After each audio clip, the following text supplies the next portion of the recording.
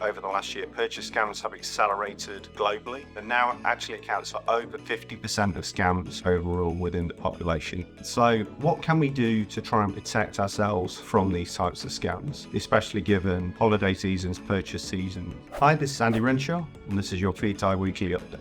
Recently, we've been doing a survey around scams. Whilst the fastest growing population globally is people under the age of 25, we're still seeing that the slightly older population, those who are 65 plus, remain significant targets. Globally, geographically, the trends are pretty similar. We also see that areas like demographics, such as gender, education, income band, don't make significant differences in terms of the propensity of people to fall for scams. The first tip is a large amount of people are still contacted via what you might call traditional forms, phone or email. If somebody's phoning you for a deal, they're not doing you a favour. Even via email, my first instinct would be to question, why did they want to make contact with me? Simply, it may be too good to be true. Either the way this deal has arrived in terms of the channel or the nature of what this deal is. Is there a lot of detail around these products? Are there a lot of pictures? Does it look genuine? Can you see a serial number? Can you see a barcode? If that's not the case, then you may well be dealing with fraudulent goods, counterfeit items. Maybe get to a point where you think this deal is a great one and it's one you want to proceed on. At this point, if you're not using a normal payment method, if they're asking you to move money to a bank account and you can't see anything that validates that that's associated with a genuine organisation,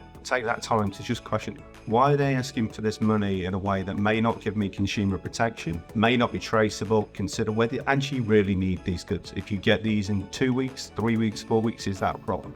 Because you may find over time that if you can keep an eye on a merchant, especially if it's on a social media marketplace, you may ultimately find that that merchant isn't there in 2 or 3 weeks' time. So looking at when that merchant arrived, looking at their history, looking at the reviews is very, very useful. Unfortunately, we're seeing more and more with AI, and especially generative AI, that these can be spun up relatively quickly. Fake reviews are a problem. If that merchant wasn't there 2 weeks ago, but more importantly, if they're not there in 2 weeks' time, and maybe this is a merchant you don't want to be doing a deal with. And then I think my final tip is, if this is something that feels like it's going too fast, then actually you're feeling pressure from the seller. The seller is pressurizing you to move quickly. This deal will only exist today. I need to get the money by the weekend. If that's the case, then don't fall for the story behind the purchase. The fact that they need to have a large amount of money for the weekend is something that is of interest, but is not ultimately something that you can help with. You shouldn't necessarily be doing these people a favor. And I know that can sound harsh in terms of our natural instincts as a human being, but ultimately you should be willing to pause, sleep on it. If the tone of that seller is one to actually become more pressurized the more you pause, then I would say that that's something that says ultimately this is probably a purchase you do not want to make. This is Andy Renshaw, and this has been our Feedzai Weekly update. Thank you.